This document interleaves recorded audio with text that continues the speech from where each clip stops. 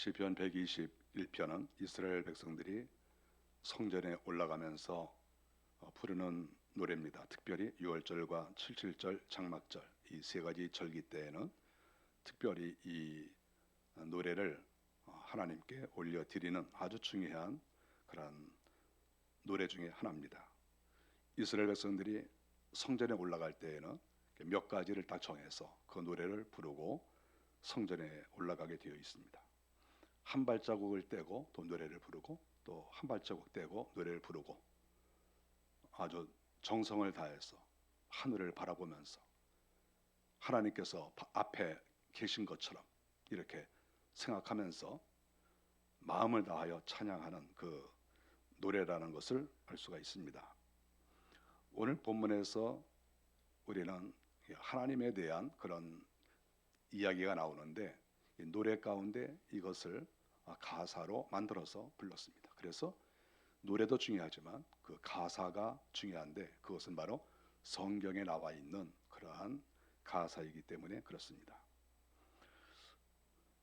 시편 121편을 보면서 이 저자가 어떠한 마음으로 이 성경을 기록했을까 이렇게 생각해 봤을 때 전체적으로 보면 하나님을 파수꾼으로 생각하고 있는 것 같다 이런 마음을 갖습니다. 사람은 지키는 것을 잘 해야 됩니다. 왜냐하면 이 세상에는 도둑놈이 많습니다. 이 도둑놈은 외부에만 있는 게 아니라 또 내부에도 있을 수 있습니다.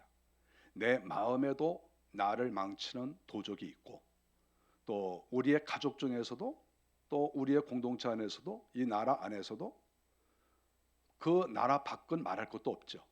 수많은 나라들이 우리의 원수가 되어서 우리의 것을 탐하고 또 그 순간을 노리고 우리는 그런 환경 속에서 살고 있는 것이지요. 그래서 우리가 사는 세상은 어디에 가든지 나를 해하려고 하는 나에게 도움을 주는 그런 사람도 있지만 또 도움을 주는 여러 가지 요소들도 있지만 상당수가 나를 다 해롭게 하는 것이 많다 하는 것을 인생을 살면서 느끼게 됩니다. 그러므로 이러한 때 하나님께서 내 마음도 지키시고 내 생명도 지켜주시고 내 재산도 지켜주시고 우리의 가족, 우리의 공동체, 나라 다 지켜주신다고 하면 이것이야말로 하나님을 의지할 수밖에 없고 하나님께 감사하는 그런 마음을 갖게 됩니다. 우리는 우리의 소중한 것들을 잘 지켜나가야 됩니다. 분명히 이것이 소중한데도 그것을 소홀히 여기면 하나님께서 그걸 보시고 아니 내가 이거 아주 소중한 것을 너에게 주었는데 너는 왜 이것을 소홀히 여기느냐? 우리 하나님께서 얼마나 마음이 상하시겠습니까? 우리가 사람에게도 어떤 선물을 주었을 때 그것이 값이 나가는 그런 선물을 주었는데 이 선물을 아주 잘 사용하고 또 이것을 잘 관리를 해야 되는데 이게 관리가 잘 되지 않고 여기저기 굴러다니면 그 사람에게 소중한 것을 다시 줄 마음이 없어지죠.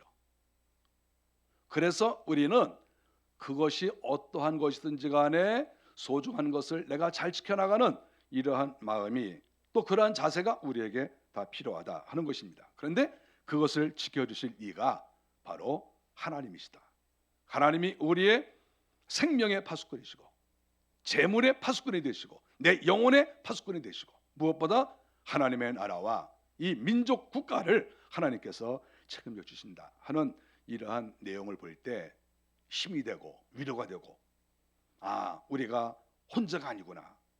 내가 나를 못 지켜도 하나님께서는 나를 지켜줄 수 있는 그런 능력의 하나님이시구나. 내가 그런 하나님을 믿는구나. 이런 생각을 할 때 마음의 위로가 될 수밖에 없습니다. 성경 1절을 보니까 저자가 산을 향하여서 눈을 들었다고 했습니다. 내가 눈을 들어서 이제 산을 봅니다. 이렇게 말하고 있습니다.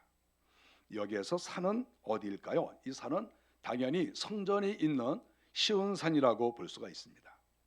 시온산이 있고 그 시온산 자락에 예루살렘 성전이 있습니다. 눈을 들어서 산을 보는 것이지요. 산을 보게 되면 자연히 성전이 보여요. 또 성전이 보이면 그 안에 있는 지성소가 생각이 되고 그 지성소 안에는 여호와의 언약궤가 있는 것이 생각이 날 수밖에 없습니다. 그래서 결국은 내가 눈을 들어서 산을 본다 하는 이러한 말 속에는 내가 성전을 보고 여호와의 법궤를 보고 법궤 안에 역사하시는 하나님이 생각나고, 또한 저 하늘에 계신 하나님, 진정한 시온산은 저 하늘나라에 있지 않습니까? 저 하늘나라에 있는 예루살렘 성, 그곳에 있는 것이 바로 시온산이거든요. 그래서 여기에서 이 글을 쓴 이 저자는 눈으로 볼 때는 시온산이 보이고 성전이 보이지만, 그러나 영적인 눈으로 볼 때 저 하늘에 계신 하나님을 생각하고 그 하나님께서 자기 눈에 보이는 듯이 이렇게 그가 마음을 갖고 지금 이 노래를 부르고 있다, 이렇게 볼 수가 있습니다. 그가 시온산을 보는 이유가 어디 있겠습니까? 하늘에 계신 하나님을 그가 바라보고 하나님을 찾는 이유가 어디 있겠습니까? 그것은 자기 자신에게 힘들고 어려운 일이 있는데 이것을 돌파해 나가고 하나님께서 나를 도와주셨으면 좋겠습니다, 이런 마음 때문에 그가 시온산을 바라본 거 아니겠어요? 그래서 계속해서 성경을 보면 나의 도움은 여호와께서입니다, 이렇게 말하고 있잖아요.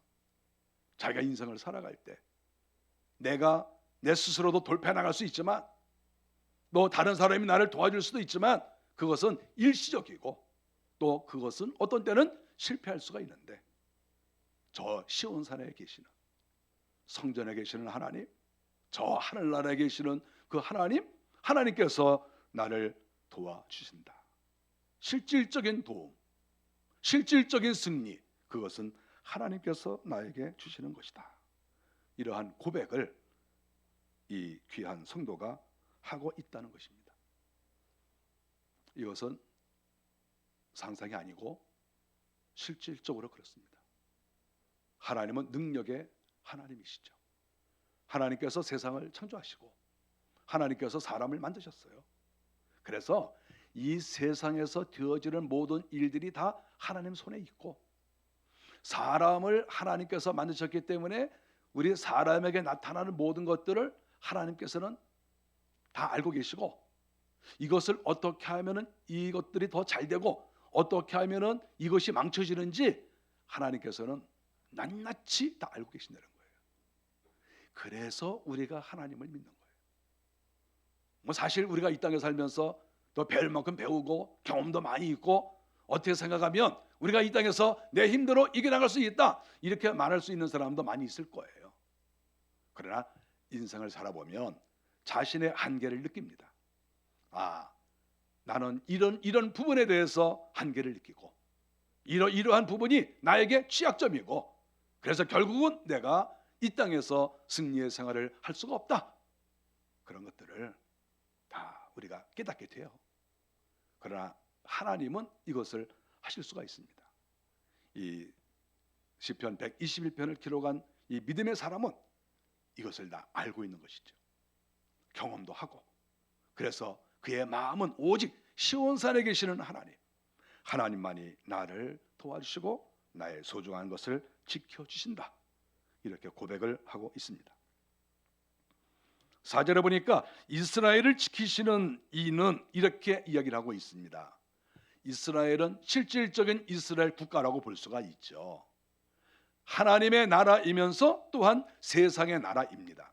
그런데 결국은 하나님이 세우시고 하나님께서 관리하시는 나라가 이스라엘 나라라고 볼 수가 있죠.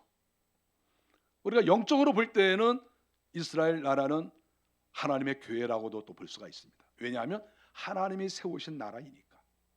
결국은 이스라엘을 지키시는 이가 하나님이시다, 이렇게 고백을 하고 있습니다.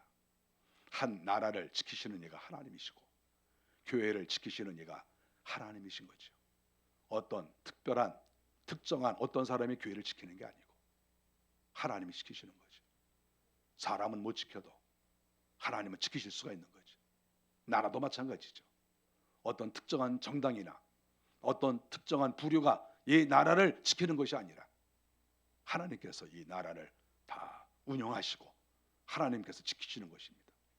그래서 우리는 세상의 정치인이나 세상의 어떤 지도자들이 잘못 가도 겁이 나지 않는 것은 하나님께서 이 나라를 지키시기 때문에, 하나님께서 결국은 최종적인 결제자이시기 때문에 두려워하지 않고 기도하면서 나갈 수가 있는 것이지요. 이스라엘을 지키시는 이는 하나님이시다. 하나님께서 이스라엘을 지키시는데 어떻게 지키시나, 그 구체적인 내용을 성경에서 볼 수가 있습니다. 3절에 보니까 실종하지 않게 하신다, 이렇게 말씀했습니다. 우리 인생이 나라가 나아갈 때 실족한다, 이렇게 표현하는 그런 어려운 일이 있을 수 있습니다. 실족이라고 하는 것은 무엇입니까? 발을 잘못 디뎌서 함정에 빠졌다는 것이죠. 조그만 함정에, 조그만 구덩이에 빠졌으면 금방 나올 수 있어요. 어떤 경우에는 빠져나올 수 없는, 두 발이 다 빠져버린 깊은 늪에 빠지는 이런 경우도 있을 수 있습니다. 우리가 인생을 살면서 지금 내가 함정에 빠졌다, 지금 내가 늪에 빠진 거야, 이렇게 생각될 때가 사실 있습니다. 저도 그렇게 생각했을 때가 여러 번 있었습니다. 지금 내가 함정에 빠졌어. 어떻게 내가 이것을 해결하고 이것을 빠져나오지? 내가 어떻게 정상적으로 이 땅에서 살아가고 어떻게 정상적으로 내가 내 몫을 감당하지? 의문이 들 그런 상황을 여러 번 맞이했죠. 그런데 하나님께서 그 함정에서 건져주시는 것이죠. 우리가 실족을 했지만 하나님께서 우리의 발에 힘을 주시고 하나님께서 우리를 건져주시는 거예요. 하나님이 그 강력한 손을 내미시고 우리의 손을 잡으시고, 우리가 하나님의 손을 잡으면 서로 놓칠까 봐 하나님께서 우리의 손을 잡으시고 하나님이 끌어당기셔서 그 늪에서, 함정에서 건져주시는 그런 하나님을 우리는 체험할 수 있고 또 체험한 그런 경우가 우리에게 많이 있습니다. 우리 인생에는 다 어려움과 환난이 다 있어요. 그러나 우리는 걱정할 게 없습니다. 살아계신 하나님께서 내가 너를 건져줄 것이다. 실족하지 않으면 좋지만 만일에 실족했다 할지라도 네가 나를 의지하고 네가 나를 믿으면 내가 너 건져줄 테니까 걱정하지 마. 하나님께서는 지금도 그렇게 우리에게 말씀하신다고 우리는 믿어요. 무엇보다도 하나님께서 우리의 영혼을 지켜주십니다. 7절에 여호와께서 영혼을 건져주시고 영혼을 지켜주신다. 우리에게 있어서 가장 중요한 것은 우리의 영혼이 아니겠습니까? 그 영혼을 하나님께서 지켜주시는 거예요. 하나님을 잘 섬기도록, 날마다 내 속사람이 하늘 양식을 먹고 배부를 수 있도록, 마귀에게 넘어가지 않도록 하나님께서 우리의 영혼을 지켜주신다. 8절에 보면 출입도 지켜주신다고 했습니다. 출입이란 무엇입니까? 나가고 들어오는 것이죠. 우리가 어떤 곳에 가게 됩니다. 또 나갔다가 모든 활동을 끝내고 집으로 돌아옵니다. 나가고 들어오는 것, 이것을 하나님께서 지켜주시는 것이죠. 잘못된 사람 만나지 않도록, 도움이 되는 사람을 만나도록, 내가 어떤 일을 추진하는데 그것으로 인해서 내가 망하지 않도록, 손해보지 않도록, 절망하지 않도록, 눈물이 나지 않도록 하나님께서 나가고 들어오는 길을 다 지켜주신다. 우리가 이런 생각을 하면 정말 마음이 기뻐요. 무엇보다도 우리가 나가고 들어오는 것 중에서 가장 중요한 것은 무엇이겠습니까? 우리의 인생의 여정인데 특별히 영적 여행입니다. 우리는 하늘나라에서 나와서 이 땅에 왔습니다. 우리가 언젠가는 들어가야 됩니다. 하늘나라로. 그랬을 때 이 인생 여정, 이 인생 여정을 하나님께서 지켜주시는 거죠. 힘들고 어려워도 한 해 한 해 하나님께서 지켜주셔서 어느 해 보면 또 하나님이 지켜주셨구나, 또 나이를 생각하면 또 50, 60, 70, 80이 되면서 그동안에 하나님께서 나를 이렇게 지켜주셔서 내가 70이 되고 80이 되었구나, 내가 이거 90이 되었구나, 수많은 어려운 일이 있었는데 하나님께서 순간순간 다 이기게 하시고 그 고비를 넘어가게 하시고 내가 이렇게 나이가 들도록, 나이가 든 것은 사실 영광스러운 거예요. 그동안에 하나님께서 지켜주셨기 때문에 나이가 든 것이 아니겠어요. 그래서 나이가 많을수록 그것은 하나님께 감사할 일이고 영광스러운 일이라고 볼 수 있습니다. 하나님께서 우리를 지켜주시는데 하나님이 어떤 모양으로 지켜주시는지 성경은 가르쳐주고 있어요.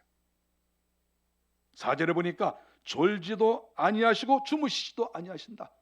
하나님은 졸지 아니하신다, 주무시지도 아니하신다, 이렇게 말씀하고 있습니다. 하나님이 우리를 지켜주시는데 졸지 않는다는 거예요. 네, 감사해요. 졸지 않으니까. 주무시지도 않는다. 하나님께 하나님, 아무리 우리를 사랑하시고 우리를 도와주셔도 그래도 좀 눈 좀 붙이세요. 그러고 싶어요. 왜냐하면 우리는 뭐 실컷 자고 하루에 뭐 몇 시간씩 잠을 자잖아요. 그런데 하나님께서는 우리가 깨어서 활동할 때도 지켜주시고, 활동 잘하나 원수가 공격하나 다 보고 계시다가, 또 우리가 자면 그래 이제 너희들이 하루 생활을 잘 끝나고 자는구나, 그럼 나도 눈 좀 붙이자, 그리고 눈을 좀 붙이셔야 정상일 것 같은데 하나님은 우리가 잘 자나 또 보고 계시는 거예요. 잘 자고 있나. 그러다 보니까 하나님께서는 졸지도 않으시고 주무시지도 않는다. 참 이게 마음에 기쁨이 돼요. 제가 생각이 나는 것은, 제가 17살인가 8살쯤 됐을 때 제가 독감에 좀 걸린 적이 있었어요. 그래서 좀 고생을 좀 했죠. 누워서 끙끙 앓고 또 감기약도 먹고 뭐 그랬죠. 밤에 이렇게 또 잠을 자다가 뭐 잠이 잘 안 오죠. 이렇게 몸이 좀 아프니까. 그래서 이렇게 눈을 떠봤는데 저희 어머니가 옆에서 저를 보고 계시고 계세요. 이렇게 얼마나 꿈틀대는지, 이렇게 얼마나 열이 많이 나는지 이렇게 보고 계실 때, 그때 그 마음에 위로가 됐어요. 아, 내가 이렇게 힘들고 열이 나고 끙끙 앓고 좀 이러고 있는데 나 혼자 지금 이렇게 고통당하는 게 아니라 내 어머니가 옆에서 지금 나를 보고 계시는구나. 그러니까 내가 이렇게 좀 몸이 아파도 안심이 돼요. 내가 서로 더 아파도, 서로 문제가 있어도 내 어머니가 어떻게 조치를 취해 주시겠지. 어머니께서 이렇게 수건에다가 찬물을 이렇게 하셔가지고 이마에 열을 내리도록 이렇게 하실 때 거기서 사랑이 느껴져요. 아, 이렇게 부모가 나를 지켜주시는구나. 우리 하나님이 졸지를 않으신다는 거예요. 주무시지도 않고 열정을 다해서 지켜주시는 거예요. 조금이라도 어떻게 마귀의 역사하든지 우리가 혹시라도 실수할까 봐 하나님이 우리를 이렇게 지켜주신다. 이거 얼마나 감사한 일입니까? 특별히 이스라엘 백성들은 여행을 많이 하지 않습니까? 그 광야 여행을 할 때 그들은 집이 별로 없으니까 여행을 하다가 텐트를 치고 거기서 잘 수가 있어요. 그럴 때 사나운 짐승들이 가까이 올 수가 있죠. 양을 키울 때에도 사나운 짐승들이 늘 따라붙습니다. 어떤 때는 도적놈들이 따라오고 수많은 위기를 맞이할 수밖에 없죠. 여행을 하다가 밤에 텐트를 쳐놓고 모닥불 피워놓고 잠을 잘 수밖에 없어요. 그럴 때 도적놈들이 오면 어떻게 되겠습니까? 그때 일행 중에서 서로 당번을 정해가지고, 자, 당신은 몇 시부터 몇 시까지 보초를 쓰십시오. 서로 보초를 쓰는 거 아니겠어요? 그래서 자기 일행을 지키는 거예요. 성실한 사람은 잠을 자지 않고 정말 자기들의 그 신변을 위해서 정신 차리고 잘 지키는 사람도 있을 거예요.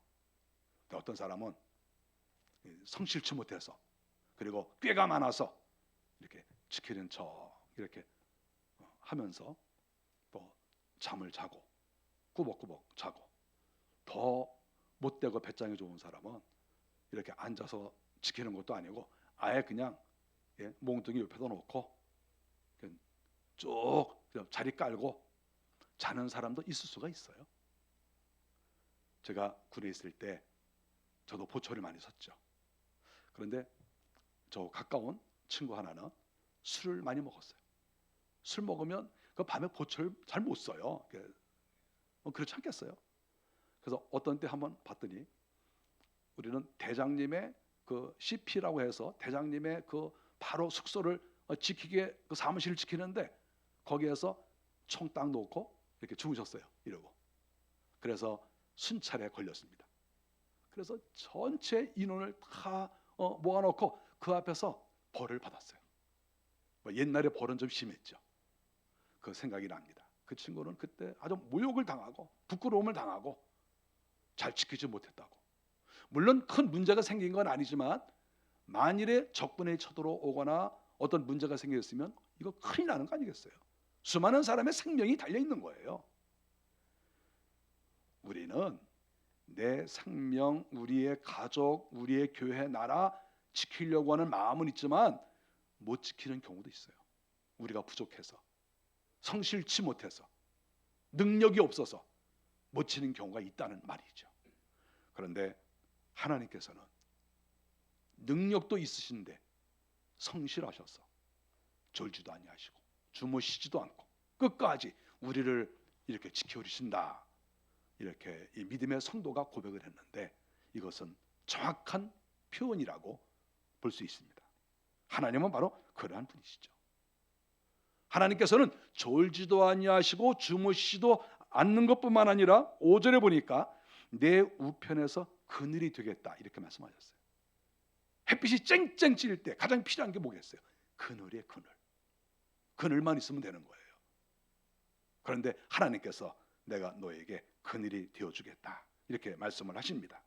여기에서 이 그늘이라고 하는 말은 단순하게 천막만 가리키는 것이 아니고 해로운 것을 막아주는 그러한 이 보호자나 방패를 뜻합니다. 이 원어 자체가 이 그늘이라고 하는 것이 하나님께서 어쨌든 해가 비치면 해를 막아주는 그늘이 되고 만일에 화살이 날라오면 화살을 막아주는 방패가 되고 어떤 사람이 공격을 하면 그 사람을 막아주는 능력 있는 사람이 되고 이러한 모든 것들을 포괄하는 단어예요. 이 단어가.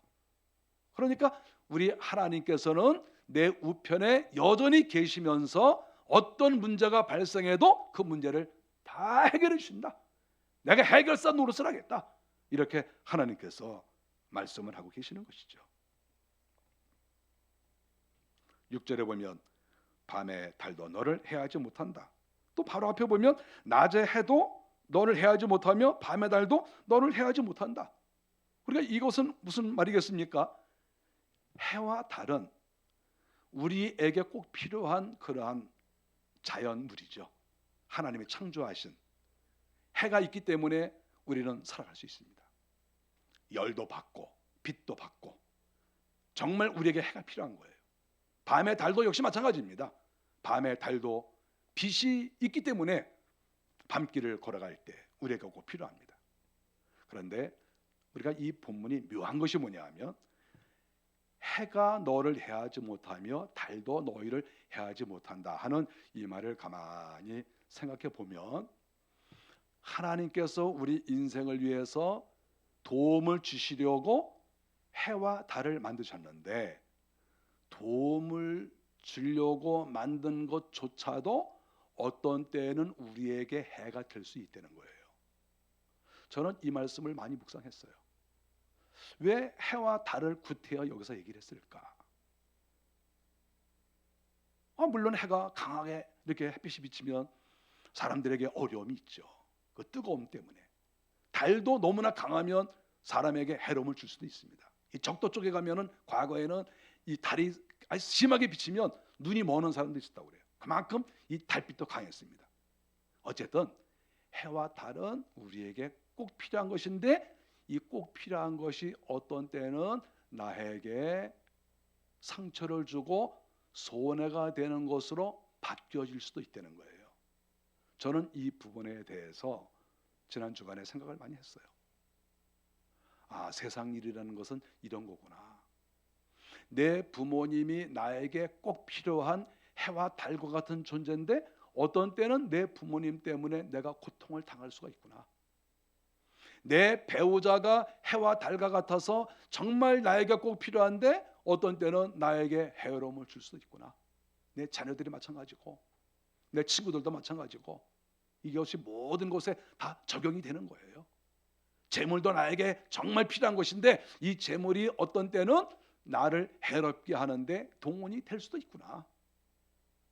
이런 것들을 생각하게 하더라고요.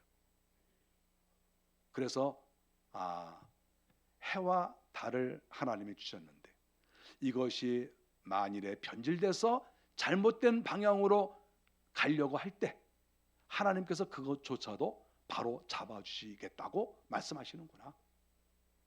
내 부모가 잘못되는 것을 바로 잡아주고, 내 남편과 내 아내가 잘못되는 것, 우리의 가까운 사람들, 무엇이든지 그 하나님이 창조하신 원리, 하나님께서 목적하신 것, 이것들이 제대로 이루어지지 않을 때, 이것이 오히려 반대가 될 때 하나님께 기도하고 하나님을 의지하면 하나님께서 그것을 원 위치로 돌려주시는 그러한 일을 해주시겠다, 이러한 말씀으로 저는 마음에 받아들였습니다.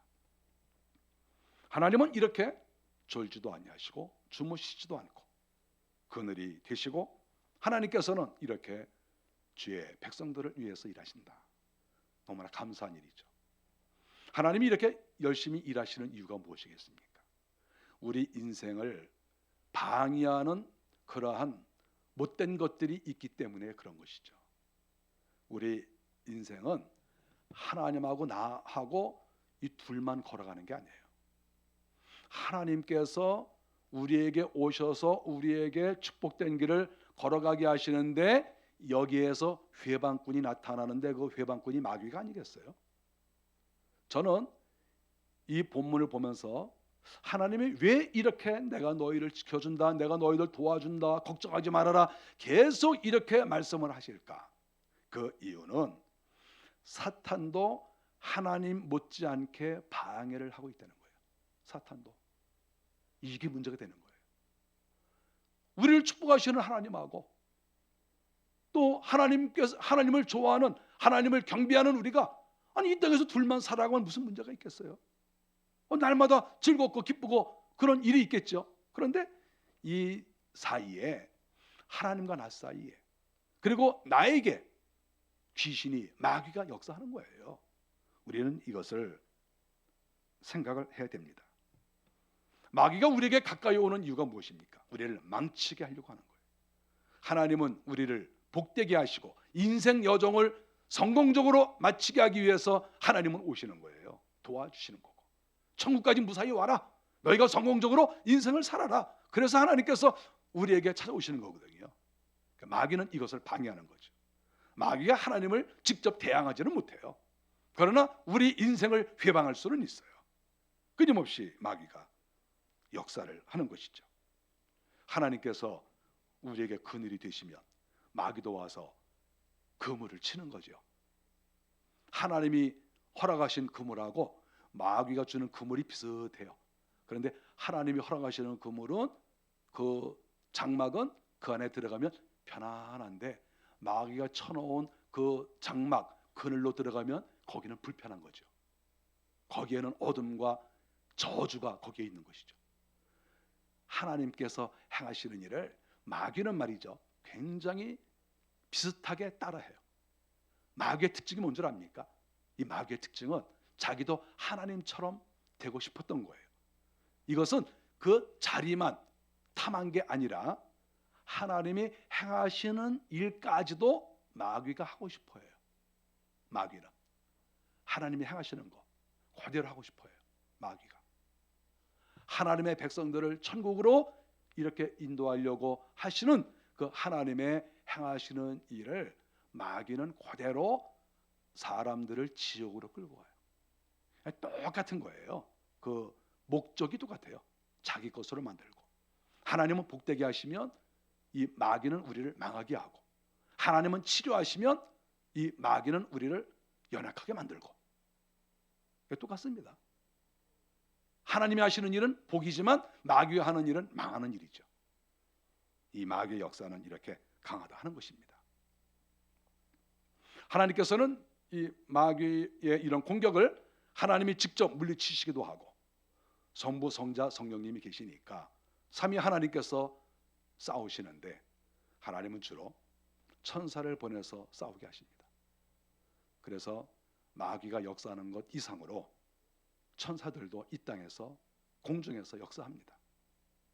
우리는 그것을 믿어요. 엘리사의 그 사환이었던 게하시가 있었는데, 게하시가 아람 군대가 이렇게 오는 것을 보고 두려워하지 않았습니까? 두려워했을 때 엘리사가 게하시의 눈을 뜨게 했어요.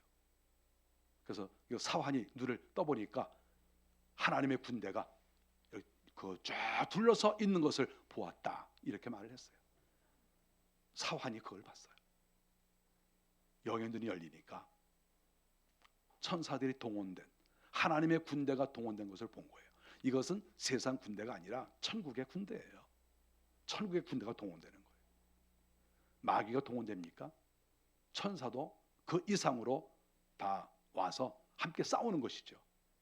마귀와 천사가 대접전을 벌이는 것이죠. 혈투가 벌어지는 것이죠. 피가 뚝뚝 떨어지는 것이죠. 생각을 좀 해봅니다. 천사하고 마귀하고 싸우면 피가 정말 뚝뚝 떨어질까? 여러 생각을 해봐요. 어떨까? 마귀는 뭐 죽는다고 할 때 천사도 죽나? 서로 싸우다가 마귀가 힘이 세면 천사가 또 당할 수도 있잖아요. 혹시 또 천사가 또 얻어 터져가지고 천사가 뭐 넘어지고 떨어지는 건 아닌가? 뭐 이런 별의별 생각을 다 해보죠. 뭐 성경에는 나와 있지 않지만 우리가 말할 수는 없어요. 어쨌든 큰 싸움은 벌어집니다. 천사하고 마귀하고 싸우는 거죠. 그래야 마귀가 물러갈 거 아니겠어요?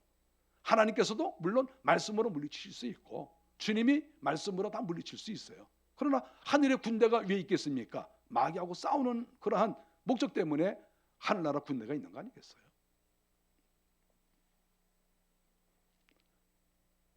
얼마 전에 제가 어떤 얘기를 들었습니다.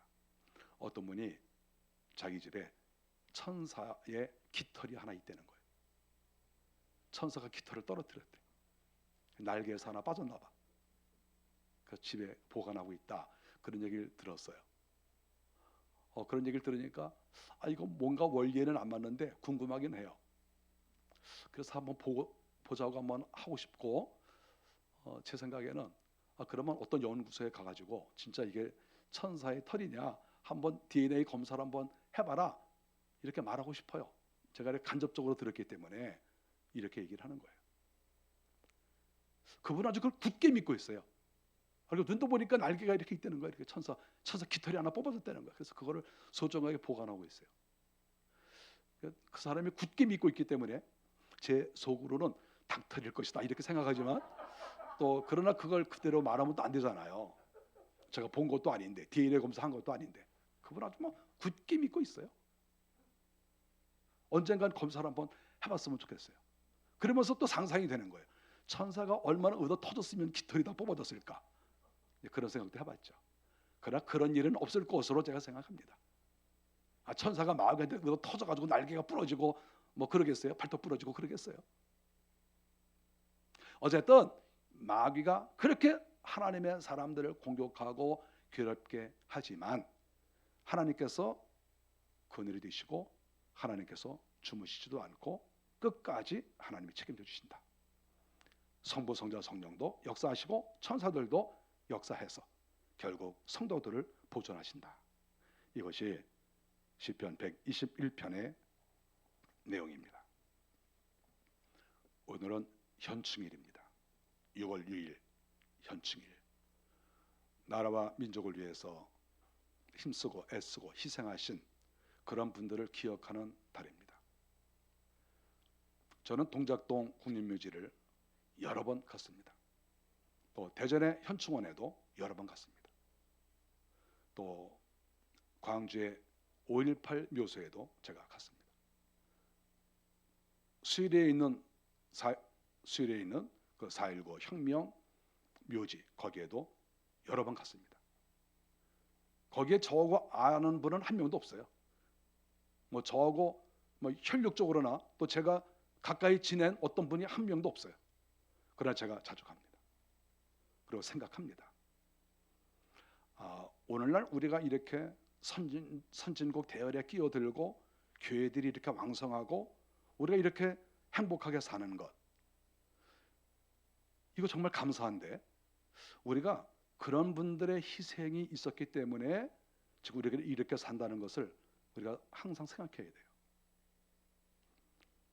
나라를 위해서 죽은 사람 많습니다. 민주화를 위해서 죽은 사람도 많습니다. 어쨌든 정의를 위해서 죽은 사람 많습니다. 희생된 사람 많아요. 그분들을 생각할 때마다 저절로 감사가 넘쳐납니다. 여러분들 시간 나시면 가보세요. 4.19 묘소, 동작동 군인묘지, 대전 현충원, 5.18 묘소, 여러분 다 가보세요. 가서 생각해 보세요. 이 민족을 생각하고 우리가 오늘날 누구의 은혜로 이렇게 살고 있는가, 그거 생각해 보세요. 하나님께서 지금까지 우리 나라를 지키시고 교회를 지키시고 가정을 지키시고 우리를 지키신 거 감사합니다.